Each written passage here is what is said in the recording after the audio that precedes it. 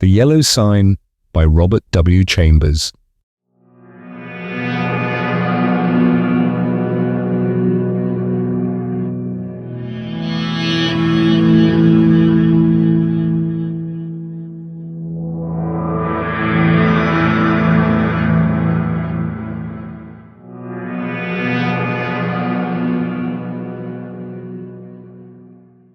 Let the red dawn surmise what we shall do when this blue starlight dies and all is through. There are so many things which are impossible to explain. Why should certain chords in music make me think of the brown and golden tints of autumn foliage? Why should the mass of Sainte-Cécile send my thoughts wandering among caverns whose walls blaze with ragged masses of virgin silver? What was it in the roar and turmoil of Broadway at 6 o'clock that flashed before my eyes? The picture of a still Breton forest where sunlight filtered through spring foliage, and Sylvia bent, half curiously, half tenderly, over a small green lizard, murmuring, "To think that this also is a little ward of God." When I first saw the watchman, his back was toward me. I looked at him indifferently until he went into the church. I paid no more attention to him than I had to any other man who lounged through Washington Square that morning, and when I shut my window and turned back into my studio, I had forgotten him. Late in the afternoon, the day being warm, I raised the window again and leaned out to get a sniff of air. A man was standing in the courtyard of the church, and I noticed him again with as little interest as I had that morning. I looked across the square to where the fountain was playing, and then, with my mind filled with vague impressions of trees, asphalt drives, and the moving groups of nursemaids and holiday-makers, I started to walk back to my easel. As I turned, my listless glance included the man below in the churchyard. His face was toward me now, and with a perfectly involuntary movement I bent to see it. At the same moment he raised his head and looked at me. Instantly I thought of a coffin worm. Whatever it was about the man that repelled me I did not know, but the impression of a plump, white grave worm was so intense and nauseating that I must have shown it in my expression, for he turned his puffy face away with a movement which made me think of a disturbed grub in a chestnut. I went back to my easel and motioned the model to resume her pose.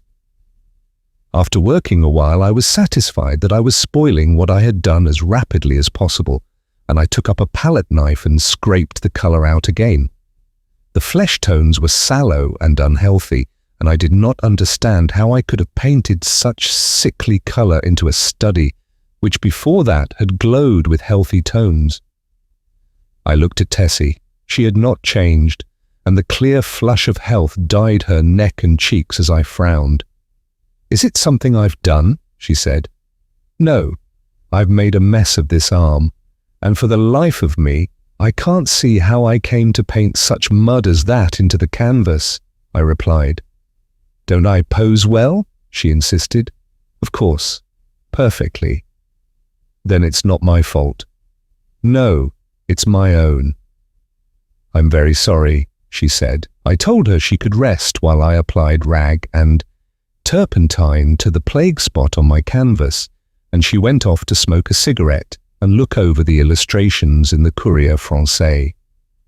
I did not know whether it was something in the turpentine or a defect in the canvas, but the more I scrubbed, the more that gangrene seemed to spread. I worked like a beaver to get it out, and yet the disease appeared to creep from limb to limb of the study before me. Alarmed, I strove to arrest it, but now the color on the breast changed, and the whole figure seemed to absorb the infection as a sponge soaks up water. Vigorously, I applied palette knife, turpentine, and scraper, thinking all the time what a séance I should hold with Duval, who had sold me the canvas, but soon I noticed that it was not the canvas which was defective, nor yet the colours of Edward. It must be the turpentine, I thought angrily. or else my eyes have become so blurred and confused by the afternoon light that I can't see straight. I called Tessie, the model. She came and leaned over my chair, blowing rings of smoke into the air. "What have you been doing to it?" she exclaimed. "Nothing," I growled. "It must be this turpentine." "What a horrible colour it is now," she continued. "Do you think my flesh resembles green cheese?" "No, I don't," I said angrily. "Did you ever know me to paint like that before?" "No, indeed." "Well then, it must be the turpentine or something," she admitted. She slipped on a Japanese robe and walked to the window. I scraped and rubbed until I was tired, and finally picked up my brushes and hurled them through the canvas with a forcible expression, the tone alone of which reached Tessie's ears. Nevertheless, she promptly began, "That's it, swear an axilla and ruin your brushes. You have been 3 weeks on that study, and now look, what's the good of ripping the canvas? What creatures artists are." I felt about as much ashamed as I usually did after such an outbreak, and I turned the ruined canvas to the wall. Tessie helped me clean my brushes and then danced away to dress. From the screen, she regaled me with bits of advice concerning whole or partial loss of temper, until, thinking perhaps I had been tormented sufficiently, she came out to implore me to button her waist where she could not reach it on the shoulder. "Everything went wrong from the time you came back from the window and talked about that horrid-looking man you saw in the churchyard," she announced. "Yes, he probably bewitched the picture," I said, yawning. I looked at my watch. "It's after 6, I know," said Tessie, adjusting her hat before the mirror. "Yes," I replied, I didn't mean to keep you so long." I leaned out of the window, but recoiled with disgust, for the young man with the pasty face stood below in the churchyard. Tessie saw my gesture of disapproval and leaned from the window. "Is that the man you don't like?" she whispered. I nodded. "I can't see his face, but he does look fat and soft. Some way or other," she continued, turning to look at me, "he reminds me of a dream, an awful dream I once had.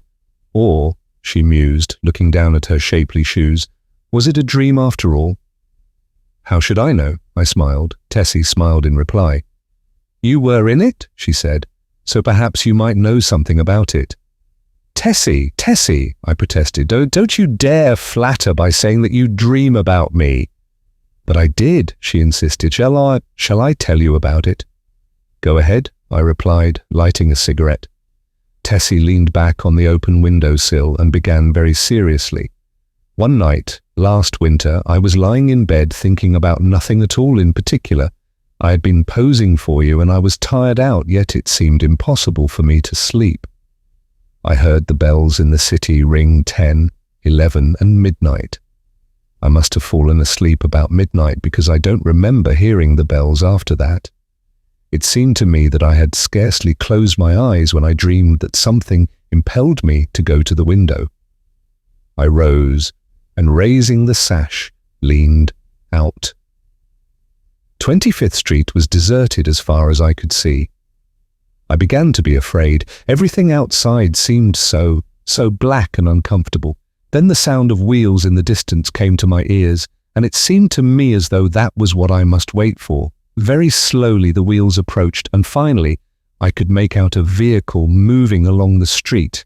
It came nearer and nearer, and when it passed beneath my window I saw it was a hearse. Then, as I trembled with fear, the driver turned and looked straight at me. When I awoke, I was standing by the open window shivering with cold, but the black-plumed hearse and the driver were gone. I dreamed this dream again in March last, and again awoke beside the open window. Last night the dream came again. You remember how it was raining. When I awoke, standing at the open window, my nightdress was soaked. "But where did I come into the dream?" I asked. You were in the coffin, but you were not dead." "In the coffin?" "Yes." "How did you know? Could you see me?" "No, I only knew you were there." Had you been eating Welsh rarebits or lobster salad?" I began laughing, but the girl interrupted me with a frightened cry. "Hello, what's up?"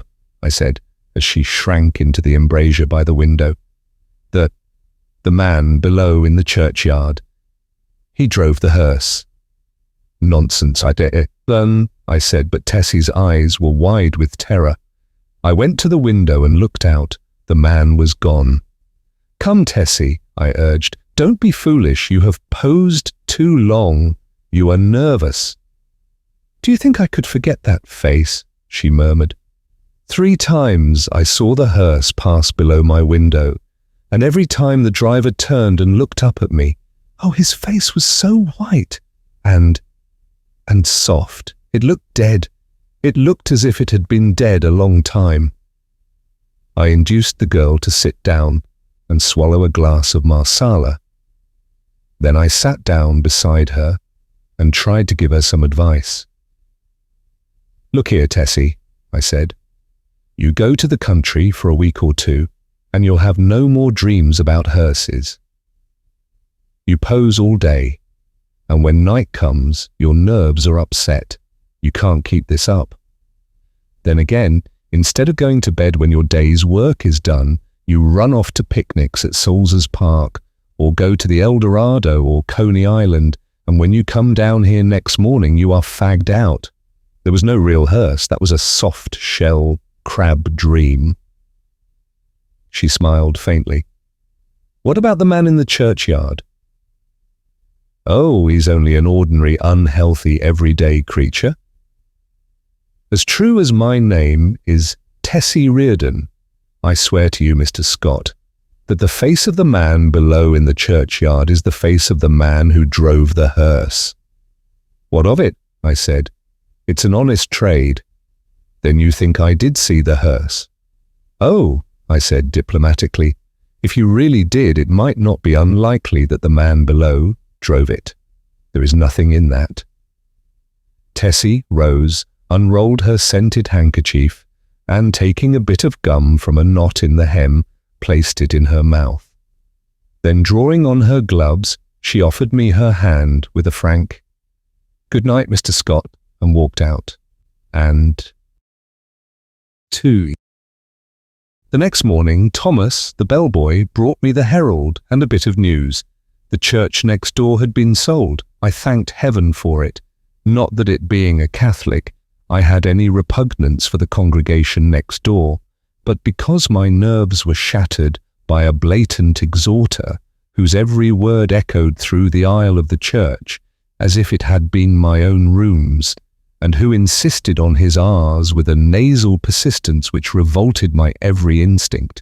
Then, too, there was a fiend in human shape, an organist who reeled off some of the grand old hymns with an interpretation of his own, and I longed for the blood of a creature who could play the doxology with an amendment of minor chords which one hears only in a quartet of very young undergraduates. I believe the minister was a good man, but when he bellowed, "And the Lord said unto Moses, the Lord is a man of war, the Lord is his name, my wrath shall wax hot, and I will kill you with the sword," I wondered how many centuries of purgatory it would take to atone for such a sin. "Who bought the property?" I asked Thomas. "Nobody that I knows, sir. They do say the gent what owns this here Hamilton Flats was looking at it. He might be a building more studios." I walked to the window. The young man with the unhealthy face stood by the churchyard gate, and at the mere sight of him the same overwhelming repugnance took possession of me. "By the way, Thomas," I said, "who is that fellow down there?" Thomas sniffed. "That there worm, sir. He's night watchman of the church, sir. He makes me tired of sitting out all night on them steps and looking at you insulting like I'd have punched his head, sir.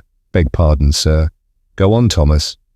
"One night a-comin' home with Harry, the other English boy, I sees him a-sitting there on them steps. We had Molly and Jen with us, sir, the 2 girls on the tray service, and he looked so insulting at us that I up and says, 'What you looking at, you fat slug?' Beg pardon, sir, but that's how I says, sir. Then he don't say nothing, and I says, come out and I'll punch that pudding head. Then I opens the gate and goes in, but he don't say nothing, he only looks insulting like. And then I hits him one, but his head was that cold and mushy it'd sicken you to touch him.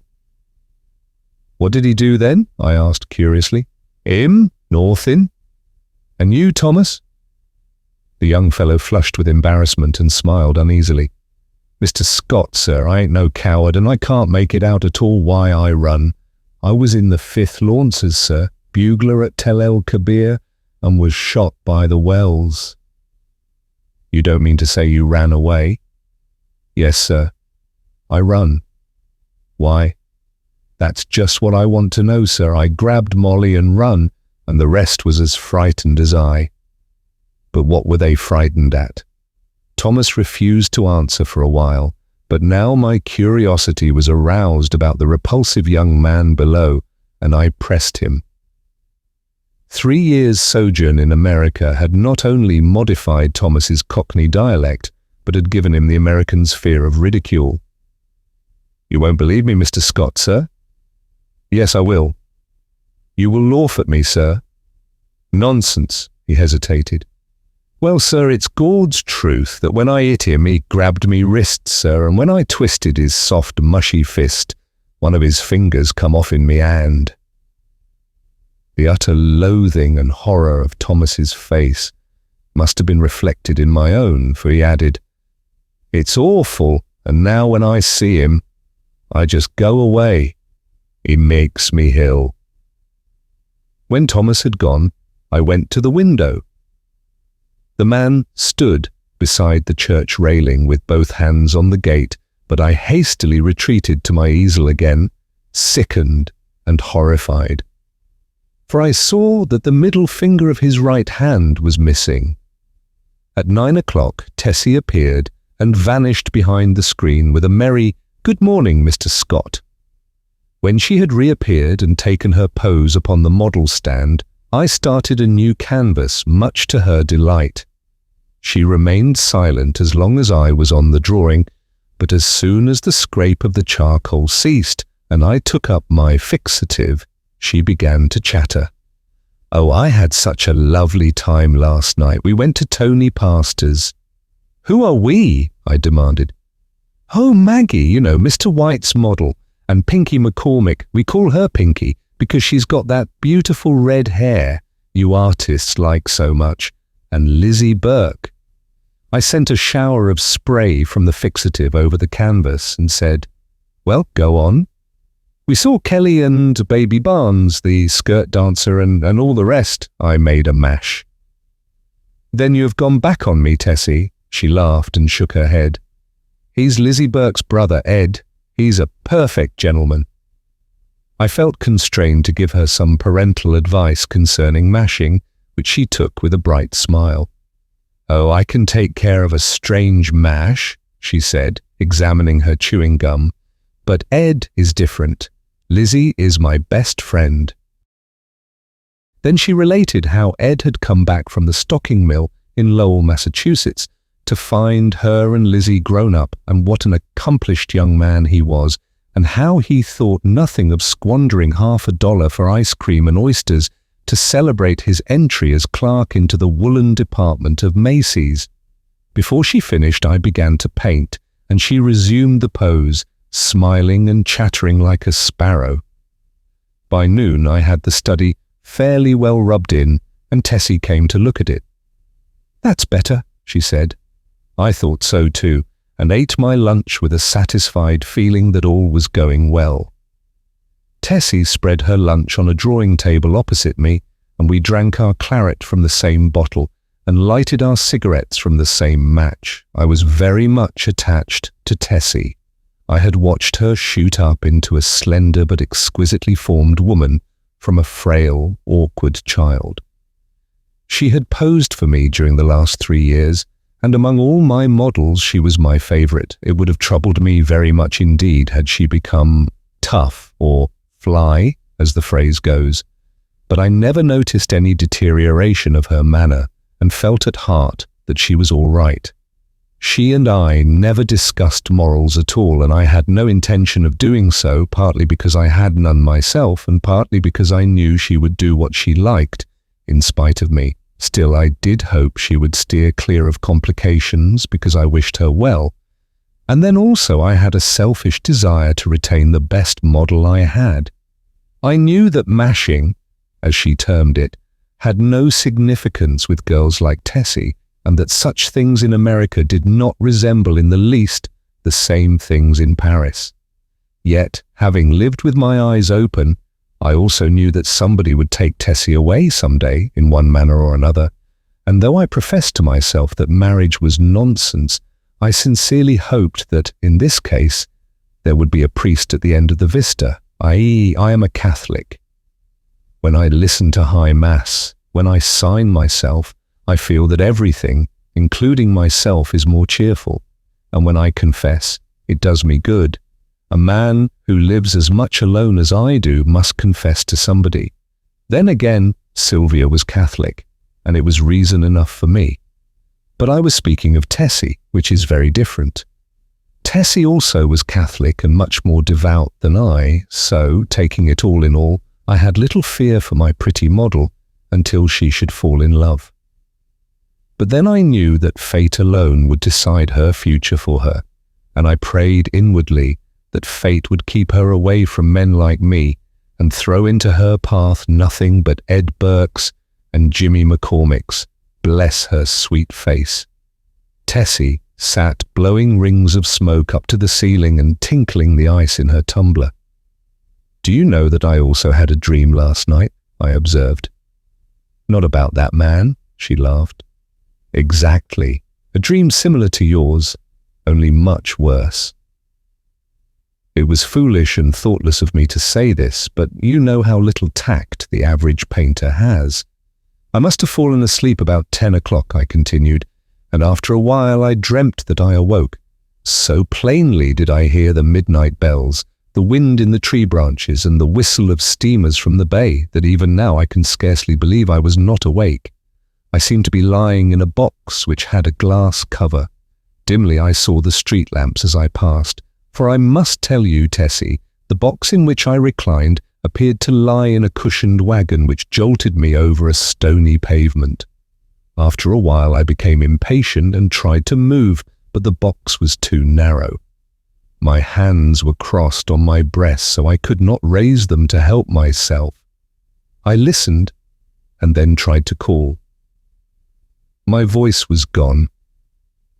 I could hear the trample of the horses attached to the wagon, and even the breathing of the driver. Then another sound broke upon my ears like the raising of a window sash.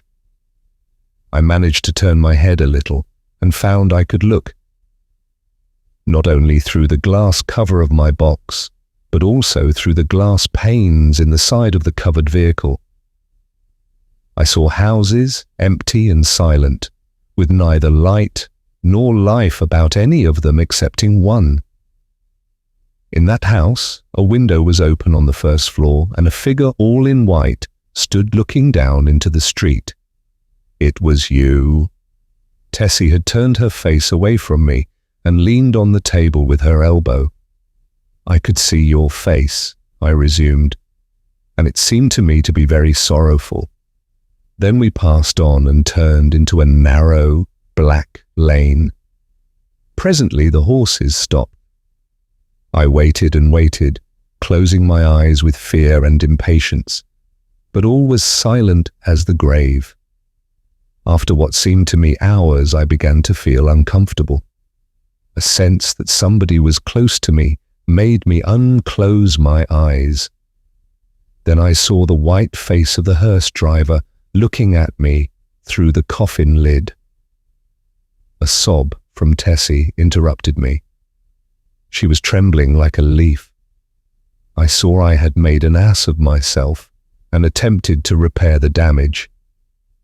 "Why, Tess," I said, "I only told you this to show you what influence your story might have on another person's dreams. You don't suppose I really lay in a coffin, do you? What are you trembling for? Don't you see that your dream and my unreasonable dislike for that inoffensive watchman of the church simply set my brain working as soon as I fell asleep. She laid her head between her arms and sobbed as if her heart would break. What a precious triple donkey I had made of myself. But I was about to break my record. I went over and put my arm about her. "Tessie dear, forgive me," I said.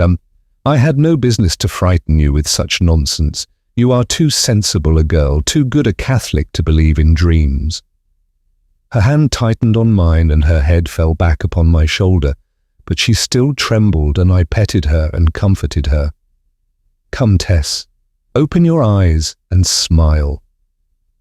Her eyes opened with a slow, languid movement and met mine, but their expression was so queer that I hastened to reassure her again. "It's all humbug, Tessie. You surely are not afraid that any harm will come to you because of that?" "No," she said, but her scarlet lips quivered. "Then what's the matter? Are you afraid?" "Yes, not for myself." "For me, then?" I demanded gaily. "For you," she murmured in a voice almost inaudible. I care for you." At first I started to laugh, but when I understood her, a shock passed through me, and I sat like one turned to stone. This was the crowning bit of idiocy I had committed. During the moment which elapsed between her reply and my answer, I thought of 1,000 responses to that innocent confession. I could pass it by with a laugh, I could misunderstand her and reassure her. As to my health, I could simply point out that it was impossible she could love me. But my reply was quicker than my thoughts, and I might think and think now, when it was too late, for I had kissed her on the mouth. That evening I took my usual walk in Washington Park, pondering over the occurrences of the day. I was thoroughly committed. There was no back out now, and I stared the future straight in the face. I was not good, not even scrupulous, but I had no idea of deceiving either myself or Tessie. The one passion of my life lay buried in the sunlit forests of Brittany. Was it buried forever? Hope cried, "No!" For 3 years I had been listening to the voice of hope, and for 3 years I had waited for a footstep on my threshold. Had Sylvia forgotten? "No," cried Hope.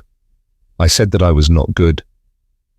That is true, but still, I was not exactly a comic opera villain. I had led an easy-going, reckless life, taking what invited me of pleasure, deploring and sometimes bitterly regretting consequences. In one thing alone, except my painting, was I serious, and that was something which lay hidden, if not lost, in the Breton forests. It was too late now for me to regret what had occurred during the day. Whatever it had been, pity, a sudden tenderness for sorrow, or the more brutal instinct of gratified vanity, it was all the same now, and unless I wished to bruise an innocent heart, my path lay marked before me. The fire and strength, the depth of passion of a love which I had never even suspected, with all my imagined experience in the world, left me no alternative but to respond or send her away. Whether because I am so cowardly about giving pain to others, or whether it was that I have little of the gloomy Puritan in me, I do not know, but I shrank from disclaiming responsibility for that thoughtless kiss, and in fact had no time to do so before the gates of her heart opened and the flood poured forth. Others who habitually do their duty and find a sullen satisfaction in making themselves and everybody else unhappy might have withstood it. I did not. I dared not. After the storm had abated, I did tell her that she might better have loved Ed Burke and worn a plain gold ring, but she would not hear of it, and I thought perhaps that as long as she had decided to love somebody she could not marry, it had better be me. I at least could treat her with an intelligent affection, and whenever she became tired of her infatuation, she could go none the worse for it. For I was decided on that point, although I knew how hard it would be. I remembered the usual termination of platonic liaisons, and thought how disgusted I had been whenever I heard of one. I knew I was undertaking a great deal for so unscrupulous a man as I was, and I dreaded the future, but never for one moment did I doubt that she was safe with me. Had it been anybody but Tessie, I should not have bothered my head about scruples, for it did not occur to me to sacrifice Tessie as I would have sacrificed a woman of the world. I looked the future squarely in the face and saw the several probable endings to the affair. She would either tire of the whole thing, or become so unhappy that I should have either to marry her or go away. If I married her, we would be unhappy. I with a wife unsuited to me, and she with a husband unsuitable for any woman. For my past life could scarcely entitle me to marry. If I went away, she might either fall ill, recover, and marry some Eddie Burke, or she might recklessly or deliberately go and do something foolish. On the other hand, if she tired of me, then her whole life would be before her with beautiful vistas of Eddie Burkes and marriage rings and twins and Harlem flats and heaven knows what. As I strolled along through the trees by the Washington Arch, I decided that she should find a substantial friend in me anyway, and the future could take care of itself.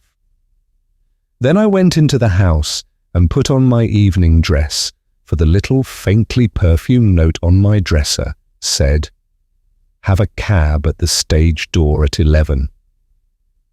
And the note was signed Edith Carmichael, Metropolitan Theatre. I took supper that night, or rather, we took supper, Miss Carmichael and I, at Solari's, and the dawn was just beginning to gild the cross on the memorial church as I entered Washington Square after leaving Edith at the Brunswick.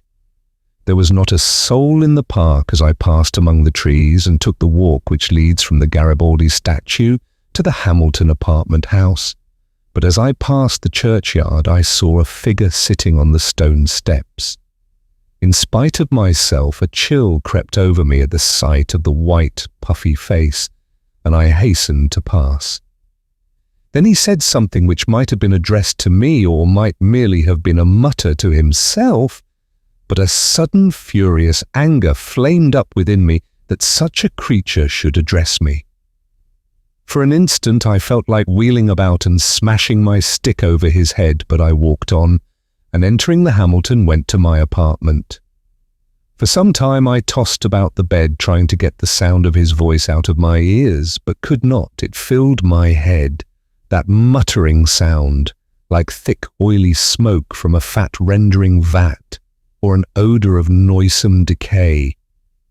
And as I lay and tossed about, the voice in my ears seemed more distinct, and I began to understand the words he had muttered. They came to me slowly as if I had forgotten them, and at last I could make some sense out of the sounds. It was this: "Have you found the yellow sign? Have you found the yellow sign? Have you found the yellow sign?" I was furious. What did he mean by that? Then with a curse upon him and his, I rolled over and went to sleep. But when I awoke later, I looked pale and haggard, for I had dreamed the dream of the night before, and it troubled me more than I cared to think. I dressed and went down into my studio. Tessie sat by the window, but as I came in, she rose and put both arms around my neck for an innocent kiss. She looked so sweet and dainty that I kissed her again and then sat down before the easel. "Hello?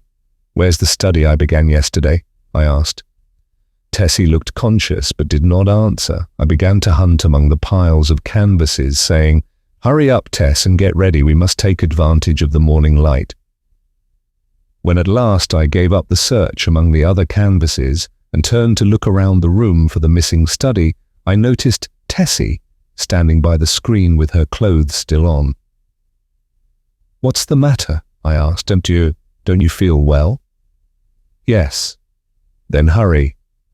Do you want me to pose as I have always posed?" Then I understood. Here was a new complication. I had lost, of course, the best nude model I had ever seen. I looked at Tessie. Her face was scarlet. Alas, alas, we had eaten of the tree of knowledge, and Eden and native innocence were dreams of the past. I mean, for her. I suppose she noticed the disappointment on my face, for she said, "I will pose if you wish. The study is behind the screen here where I put it." "No," I said, we will begin something new." And I went into my wardrobe and picked out a Moorish costume, which fairly blazed with tinsel. It was a genuine costume, and Tessie retired to the screen with it enchanted. When she came forth again, I was astonished. Her long black hair was bound above her forehead with a circlet of turquoises, and the ends curled about her glittering girdle. Her feet were encased in the embroidered pointed slippers, and the skirt of her costume, curiously wrought with arabesques in silver, fell to her ankles. The deep metallic blue vest embroidered with silver, and the short Mooresque jacket spangled and sewn with turquoises, became her wonderfully. She came up to me and held up her face, smiling. I slipped my hand into my pocket and, drawing out a gold chain with a cross attached, dropped it over her head. "It's yours, Tessie." "Mine?" she faltered. "Yours. Now go and pose." Then with a radiant smile she ran behind the screen and presently reappeared with a little box on which was written my name. "I had intended to give it to you when I went home tonight," she said, "but I can't wait now." I opened the box. On the pink cotton inside lay a clasp of black onyx, on which was inlaid a curious symbol or letter in gold. It was neither Arabic nor Chinese, nor, as I found afterwards, did it belong to any human script. "It's all I had to give you for a keepsake," she said timidly. I was annoyed, but I told her how much I should prize it, and promised to wear it always. She fastened it on my coat beneath the lapel. "How foolish, Tess, to go and buy me such a beautiful thing as this," I said. "I did not buy it," she laughed. "Where did you get it?" Then she told me how she had found it one day while coming from the aquarium in the Battery, how she had advertised it and watched the papers, but at last gave up all hopes of finding the owner. "That was last winter," she said, "the very day I had the first horrid dream about the hearse." I remembered my dream of the previous night, but said nothing, and presently my charcoal was flying over a new canvas, and Tessie stood motionless on the model stand. 3. The day following was a disastrous one for me. While moving a framed canvas from one easel to another, my foot slipped on the polished floor and I fell heavily on both wrists. They were so badly sprained that it was useless to attempt to hold a brush, and I was obliged to wander about the studio glaring at unfinished drawings and sketches until despair seized me and I sat down to smoke and twiddle my thumbs with rage.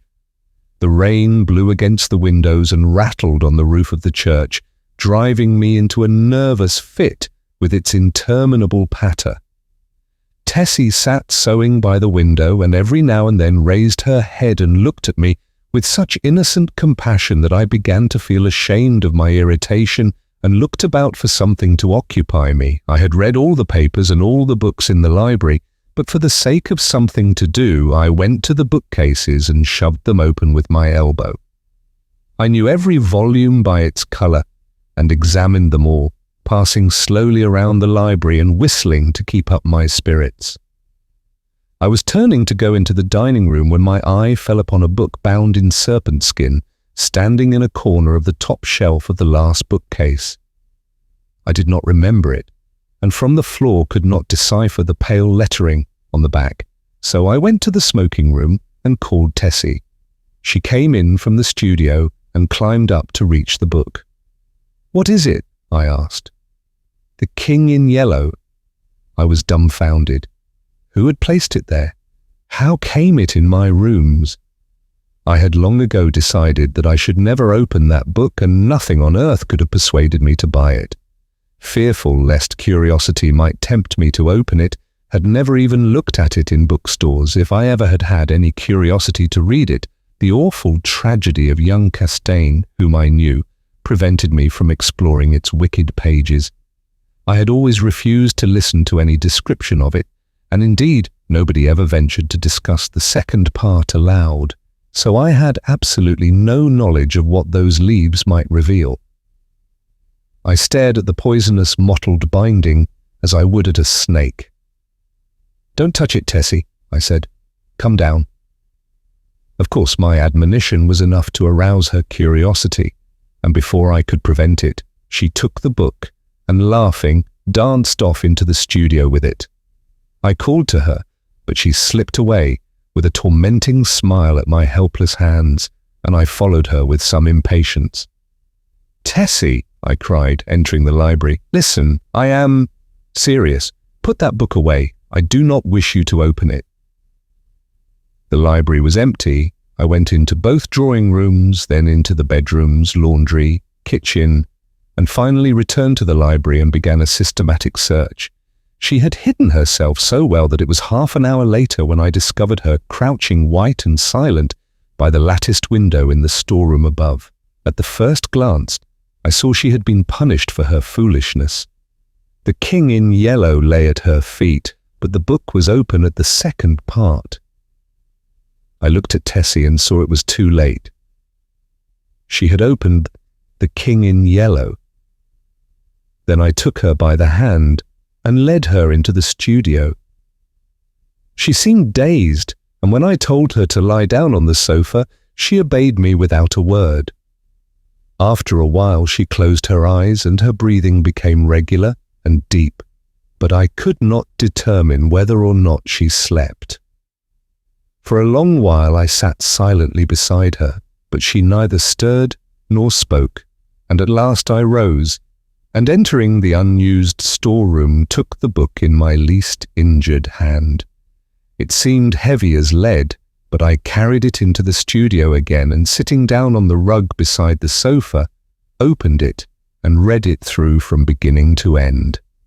When, faint with the excess of my emotions, I dropped the volume and leaned wearily back against the sofa, Tessie opened her eyes and looked at me. We had been speaking for some time in a dull, monotonous strain before I realized that we were discussing The King in Yellow.